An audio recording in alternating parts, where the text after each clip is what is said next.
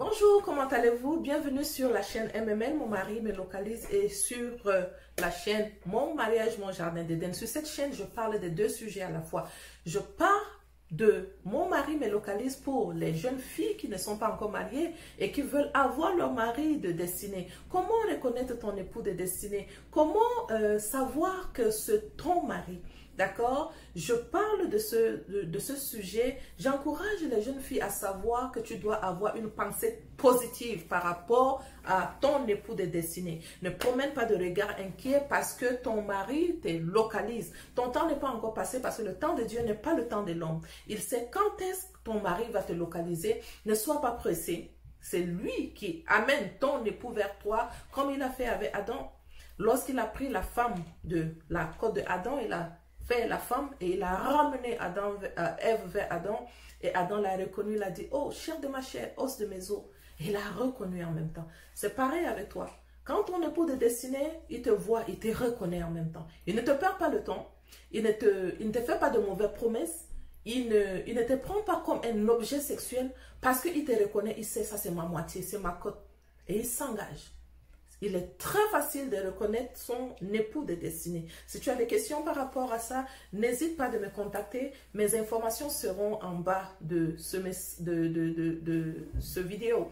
Tu sais, je fais assez de formations dans ce domaine. Je suis à plus de 800 femmes formées dans Mon mariage, mon jardin d'Éden et dans MML, mon mari me localise.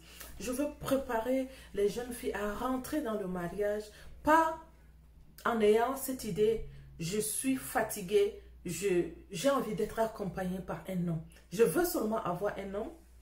Je m'engageais dans un mariage, même s'il est comment, je veux seulement m'engager. Il y en a d'autres qui s'engagent dans le mariage parce que avoir des relations sexuelles gauche à droite, elles en ont marre, elles décident: je veux un homme pour moi. Dans sa tête, c'est que je veux un homme, mais pour satisfaire mes désirs sexuels. Si tu essaies de bâtir le mariage sur ce genre de désir, c'est un danger. J'amène une femme à savoir: tu es en train de rentrer dans l'institution de Dieu. Le mariage a commencé dans le jardin d'Éden et Dieu l'avait créé parce qu'il a vu que l'homme était seul et il lui fallait de l'aide pour l'accompagner, pour accomplir sa mission. La mission de l'homme dans le jardin d'Éden était s'occuper des animaux et du travail dans le champ, dans le jardin d'Éden. Et la mission de l'homme aujourd'hui, c'est s'occuper de sa famille comme Adam faisait, ça continue. D'accord? Maintenant, toi, la femme, tu viens pour l'aider. Tu ne viens pas pour être la tête de la famille, mais tu viens pour aider l'homme, tu viens pour aider Adam à accomplir son travail dans le jardin d'Éden. D'accord? Donc, tu ne rentres pas dans le mariage avec cette idée: je me sens trop seule, ou bien j'ai déjà eu beaucoup de relations gauche à droite, il me faut un homme qui est pour moi afin que je continue à avoir une relation sexuelle avec un seul homme. Ce n'est pas ça. Si c'est ça, tu vas louper. D'accord? L'objectif de ton mariage est un peu biaisé. D'accord? L'objectif pour toi, pour que tu saches pourquoi tu es en train de te marier, il faut que tu définisses ta mission. Définis ta mission et définis ton, on appelle ça comment? Ta vision. La Bible me dit: un peuple sans vision, c'est un peuple qui est voué à l'échec. Moi, je te dis, le mariage sans vision, c'est un mariage qui est voué à l'échec. Pourquoi tu veux te marier? Tu veux te marier pourquoi? Définis-moi ta vision maritale.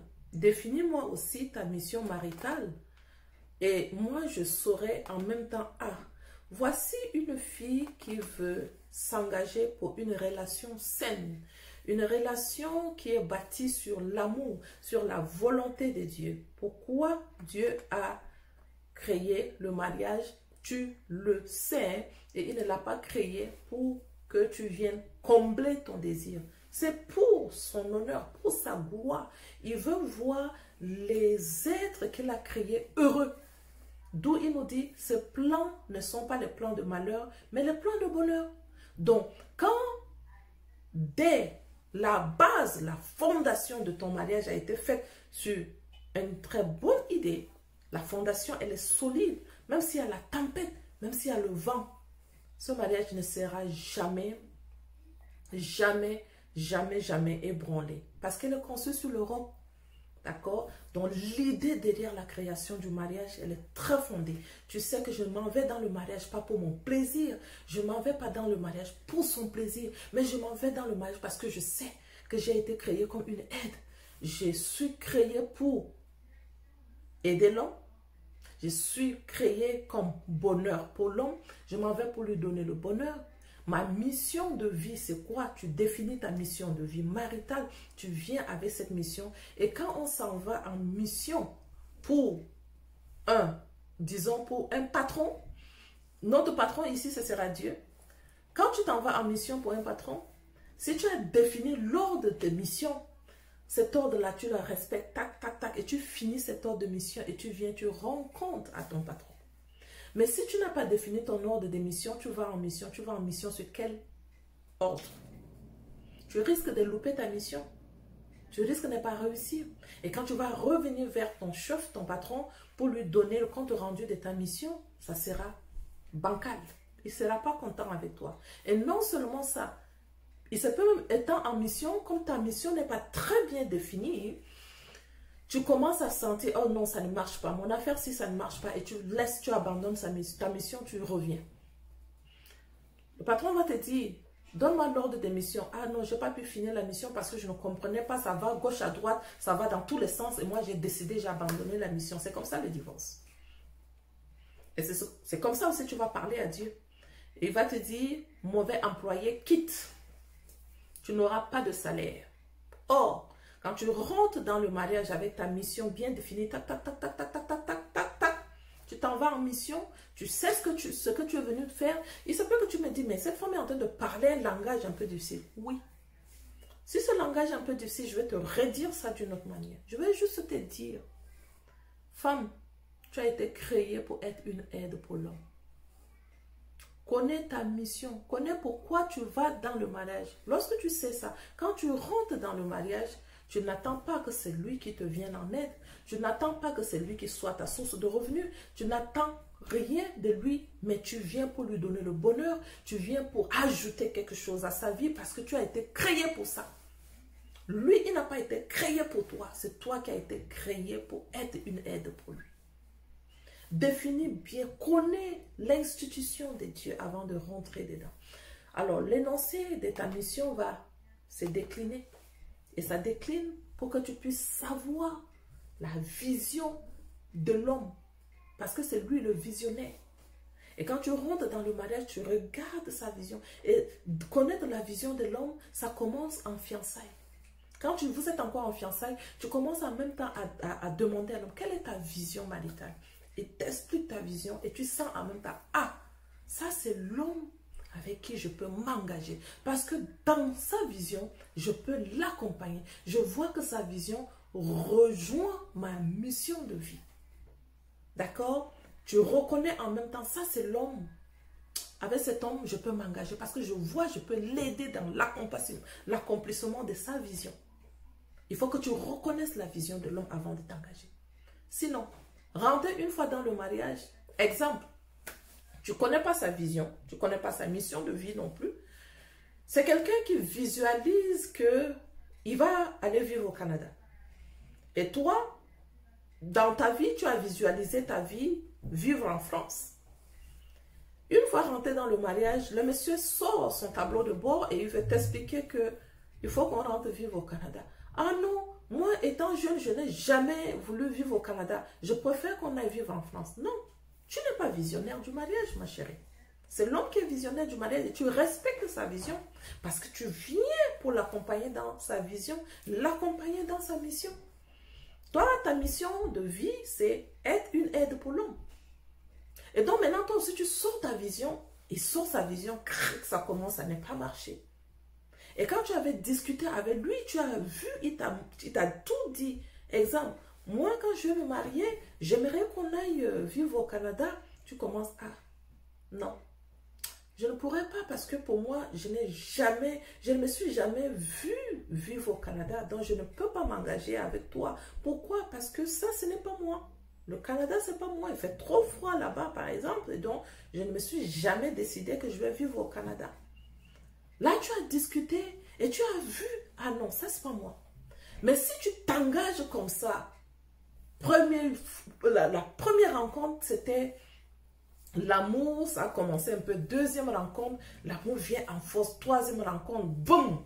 Au lieu de discuter des choses sérieuses, la relation sexuelle vient déjà rentrer en ligne de compte. Et ça vient déformer votre vision. Ça déforme ta mission. Gare à toi, si ta mission n'est pas bien définie, tu risques de louper et dire à ton patron, ah, moi je suis parti en mission, mais la mission là, je ne sais pas, ça partait dans tous les sens et j'ai abandonné.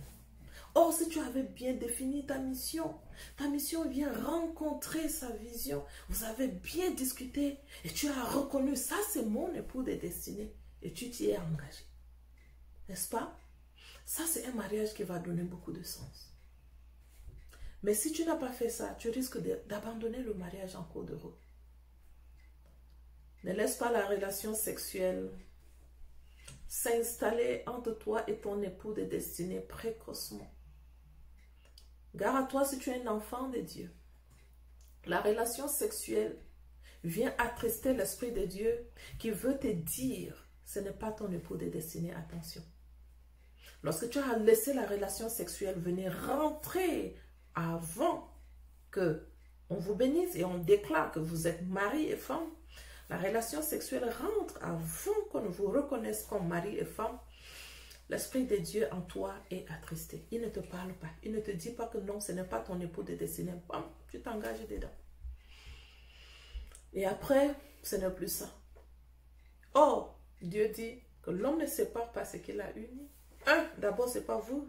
Ce n'est pas lui qui vous a uni. Toi, tu as décidé, vous vous êtes mariés. Lui aussi, il a décidé. Vous avez fait le rapport sexuel. Vous êtes mariés avant que personne ne vous unisse.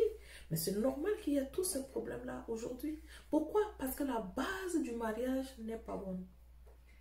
La base du mariage n'est pas bonne. Petite sœur, je t'amène à réfléchir par plusieurs fois avant de t'engager. Si tu veux savoir comment faire, je suis là. Mes informations sont en bas de cette vidéo. Je fais la formation MMM, mon mari me localise pour pouvoir enseigner aux jeunes filles comment reconnaître son époux de destinée. D'accord? Comment faire pour l'avoir? Comment le demander au Seigneur? D'accord? Je parle de ça en profondeur pour pouvoir aider les jeunes filles. Pourquoi je fais ça? Parce que je vois la manière dont les ruptures dans le mariage sont très fréquentes aujourd'hui et ça me fait mal. Il faut qu'il y ait une personne qui se tient à la brèche pour pouvoir aider les femmes à se positionner, mais comme Dieu le veut, pas comme ta volonté. D'où Jésus-Christ nous a appris dans cette prière, le Notre Père dit que ta volonté soit faite sur la terre. Comme tu t'engages comme ça dans le mariage, quelle est la volonté de Dieu dedans? Comment reconnaître la volonté de Dieu? Il est très important, on en parle aussi. Je vais te dire que la Bible nous dit, nos destinées sont dans ta main. Et il dit aussi, dans son livre de vie, c'est écrit, il est écrit tous les jours qui nous ont été destinés avant qu'un seul d'entre eux n'existe. Donc Dieu sait le jour où tu vas te marier. Il connaît le jour où ton époux de destinée va te localiser. Il connaît le temps que vous allez mettre ensemble avant que tu ne regagnes. Tu reviens le trouver au ciel, il le sait. Donc il faut que toi tu connaisses sa volonté. Sinon tu risques de t'engager dans une relation précoce. Alors, je te montre ici comment reconnaître ton époux de destinée. Tu dois le savoir, d'accord? Si tu le sais, ça va t'éviter beaucoup de tracasseries. Je t'invite à cette réflexion qui te dit, dans Luc 14, 28, il te dit, si quelqu'un qui veut construire un tour, il s'assoit, il réfléchit, il veut bâtir un tour, il s'assied d'abord, il réfléchit, calcule les dépenses et voit s'il a de quoi la terminer. Tu veux te marier? Assis-toi, calcule d'abord. Comment tu veux que ton mariage se réalise? Comment tu vois, comment tu visualises ton mariage? Et je vais aussi te dire que tu n'es pas visionnaire du mariage. C'est ton époux qui est visionnaire. Toi, tu viens pour l'accompagner, pour l'aider dans sa vision et dans sa mission de vie. Maintenant, c'est avec ton époux, ton futur époux, que tu visualises les choses et tu l'accompagnes et tu l'aides. Mais si ce n'est pas ton époux de destinée, tu ne peux pas. Parce que ta vision sera biaisée et ça ne marche pas. D'accord? Il faut qu'il y ait quelqu'un qui t'aide dans ça. Ne t'engage pas dans le mariage n'importe comment. Hein? Comment reconnaître son époux de destinée? Tu dois le savoir. Donc, on prendra le temps pour ça. Je t'expliquerai beaucoup de choses en profondeur. T'expliquerai beaucoup de choses en profondeur. Et je t'encourage à avoir des paroles positives. Pas les genres de paroles, est-ce que je vais me marier un jour? Non, non, non. Si tu es une jeune fille qui n'est pas encore mariée, tu ne peux pas avoir ce genre de langage. Dans la Bible, la parole de Dieu me dit, elle se disait en elle-même, qu'est-ce que tu te dis en toi-même? MML, mon mari me localise, ou tu dis, ah, mon mari ne va pas me localiser. Si tu te répètes en toi-même, MML, mon mari me localise, tu ne peux pas. Ton esprit à recevoir la localisation à tout moment. Et ton mari de destinée va te localiser parce que c'est ce que tu te dis en toi-même. Mais si tu te dis, ah, est-ce que moi là je vais me marier un jour? Hein? Une proclamation si négative, c'est normal que tu perdes beaucoup de temps. Dis-toi des choses qui sont positives. D'accord? Si tu vois les jeunes filles qui sont en train de se marier à côté de toi, que ton cœur soit dans la joie. Réjouis-toi avec les mariages qui se passent autour de toi. D'accord? La sincérité de ton cœur t'attire de bonnes personnes. La sincérité de ton cœur attire Dieu à te bénir maritalement. Tu ne peux pas avoir les idées qui ne sont pas bonnes lorsque tu attends ton époux de destinée. N'aie pas des idées qui ne sont pas bonnes pour attendre ton époux de destinée. Redis les choses qui sont positives. J'écris les proclamations dans le cahier MML, mon mari me localise.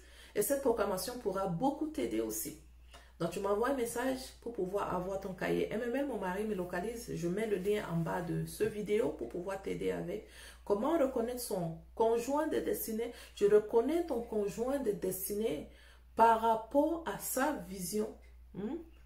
Quand tu le vois, quand tu parles une fois avec lui, par rapport à sa mission de vie, lorsque tu causes avec lui, sa vision rencontre ta vision, sa mission rencontre ta mission et tu sais, ah, ça c'est mon époux de destinée.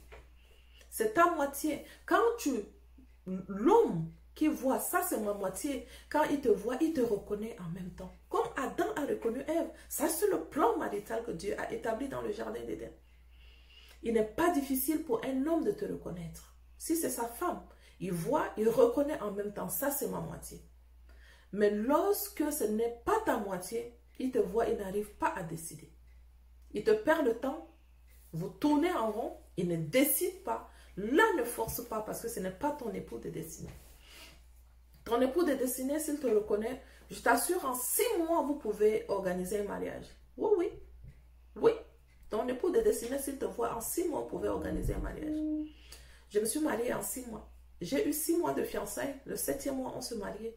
Et ça fait 15 ans que je suis mariée aujourd'hui.